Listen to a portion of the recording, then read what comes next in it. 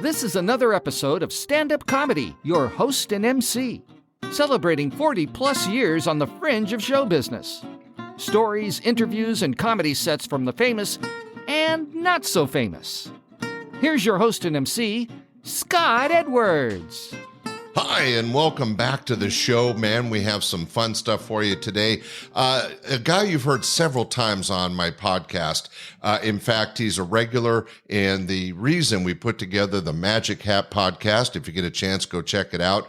It's on all the platforms, the Magic Hat podcast. We can hear all about magicians talking about performing, and he has his own communications expertise shared through a podcast called How to Talk to Humans. That's right, ladies and gentlemen, back with us is the one and only Larry Wilson. Oh, thank you. Please sit down. Larry, so good to have you here. You know, we've talked before about this in long version. I wanted to kind of give the audience the short, upbeat version of it.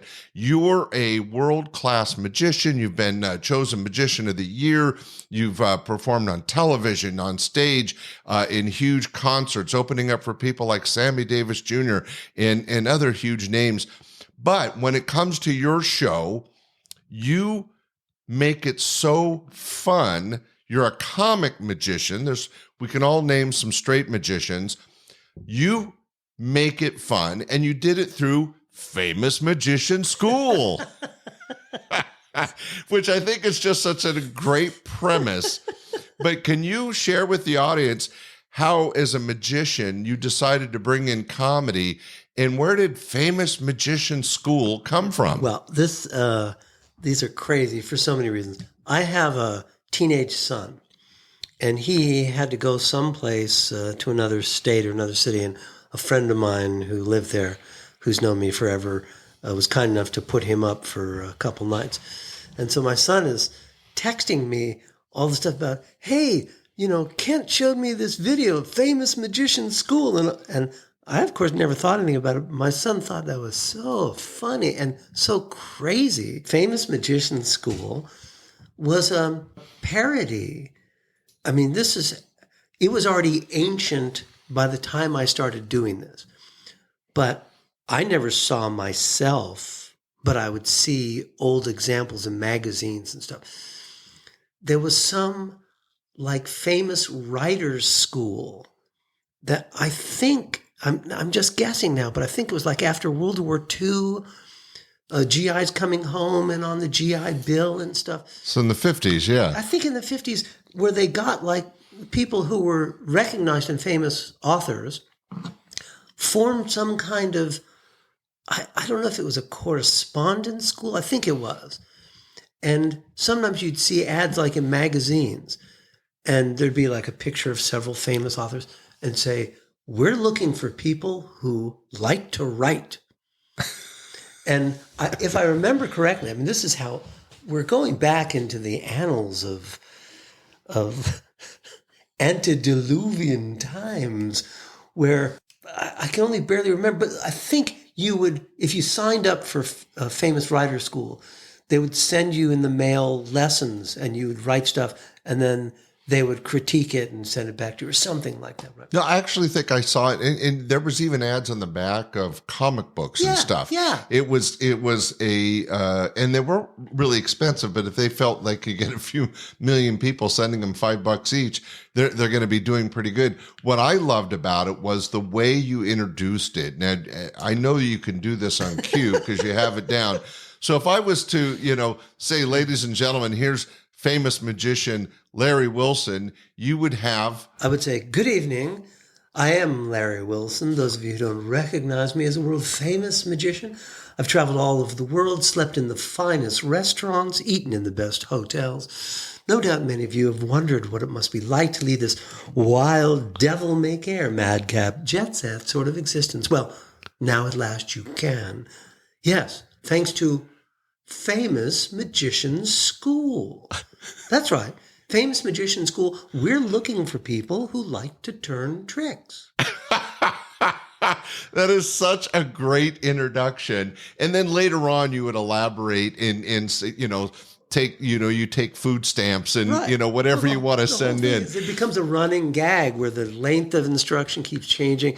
And eventually I'm saying, one short intensive afternoon, you could become a world famous prestidigitate, But what was great though was you were also honest, because we're not saying you'll be, able to do this exactly the way I do, but through Famous Magician School, it was something that I wanted to share with the audience, because you have always been a tremendous magician. There's no doubt about that. But comedically speaking, you held the same level as a lot of other comics, people that made a living just doing stand-up comedy. And what I always appreciated as a producer was the ability to be a magician, which I worked with a lot of magicians because I like the variety arts, but you also were so funny in how you presented the magic. And it kind of has its roots in what you do on your podcast, How to Talk to Humans, is that it's all about communicating and painting a picture of what you're selling. And that was what I think made it so funny for me and for the audience, was it sounds like you're this early style medicine man selling an elixir. Yeah. In Famous Magician School. What I would call a flim-flam man. Yeah. And what's so funny about it, Scott, is you're quite right about it being involved with communication, because it's not like I'm some genius of any sort. I was just really communicating authentically what I felt about it. And to me, the idea of being a magician, you're saying, I have supernatural powers. Well, that's already hysterically funny to me. All right. You're here on stage saying you have supernatural powers. If you had supernatural powers, you wouldn't be wasting your time here Entertaining 50 people on a Tuesday night at a comedy club. Right? You'd be off doing some extraordinary things with your supernatural powers. So then it becomes even funnier, because I'm here claiming to have supernatural powers. I'm going to demonstrate them by changing this red scarf into a green one. Well, this is a little anticlimactic. Yeah. That's a demonstration of your suit. So to me, it was always hysterically funny that you would present yourself. And I have to say, the godfather of all comedy magicians, I think, was the great Ballantine. Right. Carl Ballantine, who... You go to the Googler, Carl Ballantine. Go to Googler. Carl Ballantine started out as a legitimate magician, could do all this great magic, but nobody cared. So for whatever reason, I met Carl a couple times. He was so nice and so complimentary. Such a lovely, lovely guy. And his daughter, Saratoga, who's an instrumental member of the Magic Castle, the Academy of Magical Arts in Hollywood. But Carl Ballantine started doing this, and I guess I should ask Sarah, because she probably could tell me better than someone else, how he came to come up with this idea of doing a satire of what we think of as the traditional. Yeah, and I think that's what took him to fame, was that when he was doing early TV shows and stuff, that they would introduce him kind of like you introduce yourself, as this famous magician. Right. And then he was actually performing the tricks, but he was doing it like it was an accident, and he would be as surprised as the audience when something worked.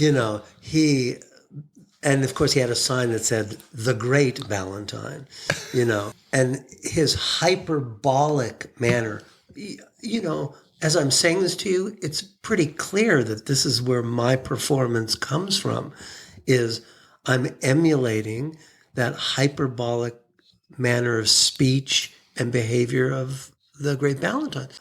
When you just said that about I just remember this thing where he puts on a blindfold, and he's always narrating, "I'll put on this blindfold now. I cannot see," and then he lays out across his outstretched arm a deck of cards, and he's describing this incredible thing he's going to do. And he interrupts himself, says, "This is so great, I got to see it myself," and rips off the blindfold, So he's got a hat, and he's showing you it's empty.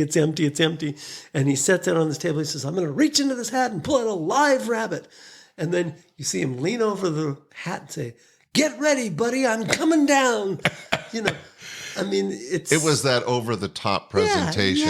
Yeah, that's so funny. Well, I just wanted to share with the audience that when you get a chance to see Larry Wilson live, and he's still performing all over the country, if you get a chance, go to the podcast, The Magic Hat. You'll hear a lot of his story. Or if you're interested in how he communicates with the audience on such a succinct and successful way, he has his own podcast, How to Talk to Humans. Larry, we didn't have a lot of time, but I'm glad that we got to get this out. Thanks for joining us. My pleasure. Ladies and gentlemen, stay tuned. Next week, we'll have another great show. Bye. We hope you enjoyed this episode of Stand-Up Comedy, your host and MC. For information on the show, merchandise, and our sponsors, or to send comments to Scott, visit our website at www.standupyourhostandmc.com. Look for more episodes soon and enjoy the world of stand-up comedy. Visit a comedy showroom near you.